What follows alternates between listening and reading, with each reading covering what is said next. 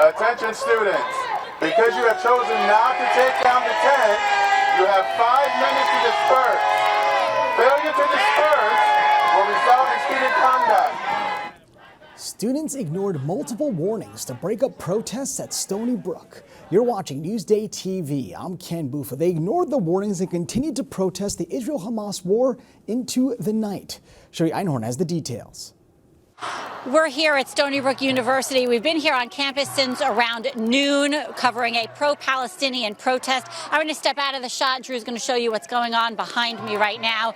All morning and all afternoon, things were calm and quiet. Right around 3 o'clock is when things changed. That's when student protesters tried pitching 2 separate tents after previously being told by campus officials that tents were not allowed. University police, who were monitoring the situation from the perimeter, swarmed in. That's when they clashed with protesters. While police were trying to take down the tents, protesters were stepping on them. After the 2 tents were dismantled, protesters pitched another one. Then they formed a human chain around it to prevent police from getting to that one. Since then, they have been in that circle with their arms locked, cheering and chanting while carrying the Palestinian flag. Right around 4:45, campus police gave protesters the second of a 5-minute warning. They were told they needed to take down the tent. That did not happen, and in fact, they pitched a second tent. So far, we're still seeing university police around the perimeter. There is still cheering and chanting going on. There is a lot of food and supplies that have been brought in. If, Drew, you can pan down to the food and supplies, that implies that student protesters do plan to be here for a while. I also want to let you know that we have just confirmed with campus officials that there have been 3 interim suspensions for 3 of the student protesters. Campus officials tell me that happens after a significant conduct violation, and it will result in temporary loss of access to campus and classes, both in person and online.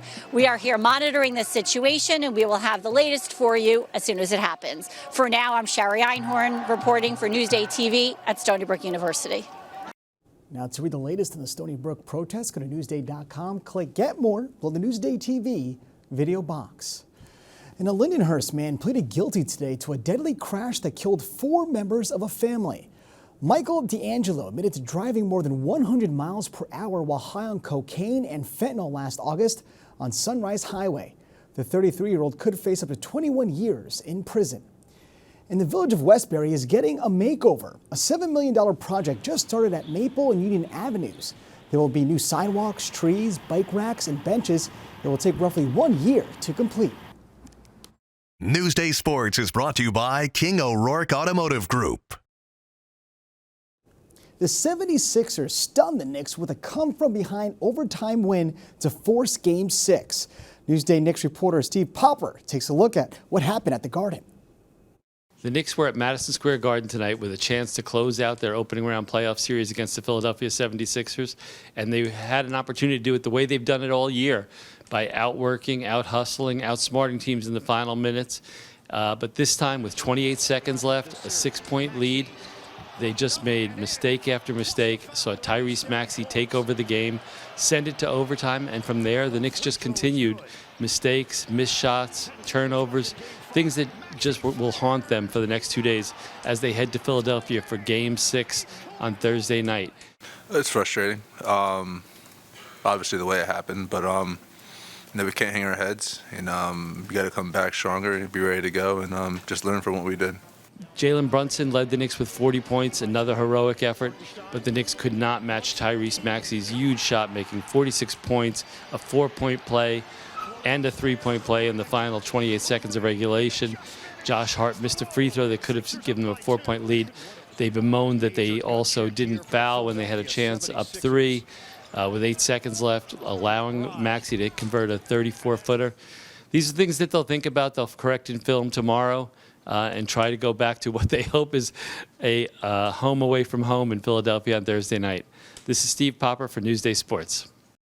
Now, to read more about the Knicks, go to Newsday.com, click Get More, below the Newsday TV video box.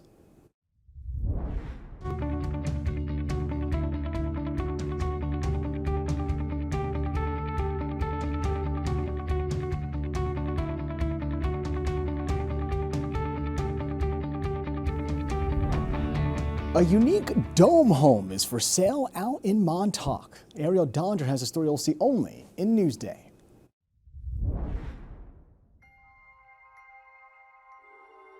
At the end of a private road in Montauk, brush envelops a dome-shaped home. And we're taking you inside. This geodesic dome is made up of interlocking triangles, and you can see them behind me, next to me, and even overhead.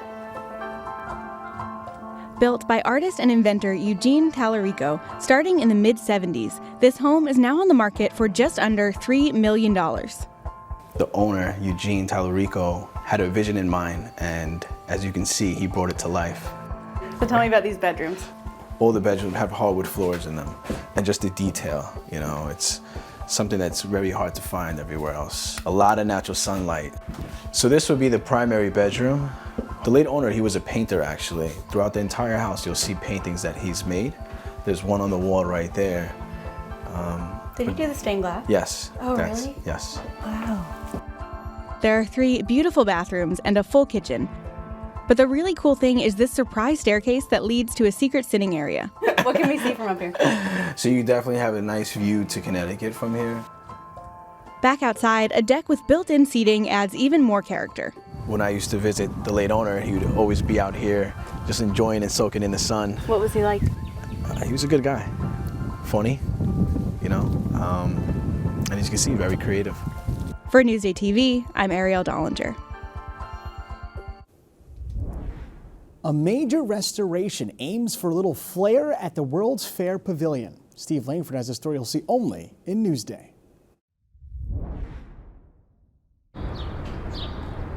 Shrouded in scaffolding some 60 years after the world came to Flushing Meadows Corona Park for an international exposition, the old rundown New York Pavilion is showing some signs of life. The New York Pavilion is just one of those things you drive by on the highway and barely notice anymore. But there's a great past to this structure and maybe a future. The World's Fair, the 1964 World's Fair. Tour guides still bring visitors here to hear about the New York World's Fair, as the city's Parks Department says work is underway to rebuild and restore the legendary New York Pavilion for future generations to enjoy. My mommy and my daddy and my 2 younger brothers, we'd go quite often. We loved it. Alice Jenna of nearby Richmond Hill has wonderful memories of going to the World's Fair, but deplores the neglect the New York Pavilion suffered for decades. It's very upsetting, of course, to see it dilapidated like that, of course. The city says work is scheduled to be completed here in the fall of next year. As we celebrate the 60th anniversary of the World's Fair, the spirit of the 60s is recalled with pride and awe and even some hope. 51 million people came down. Once upon a time in Flushing Meadows. Steve Langford for Newsday TV. Now, to read more about the pavilion, go to Newsday.com. Click Get More below the Newsday TV video box.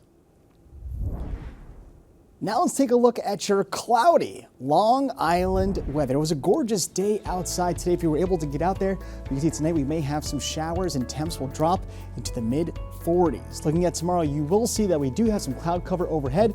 Temps are a little better. We're reaching the 60s, but that sun won't be seen behind all those clouds. And here's a 7-day forecast that looks pretty good, except Sunday not looking the driest.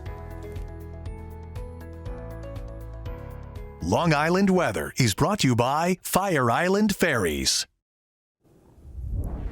You're watching Newsday TV. I'm Ken Buffa. Thank you so much for joining us.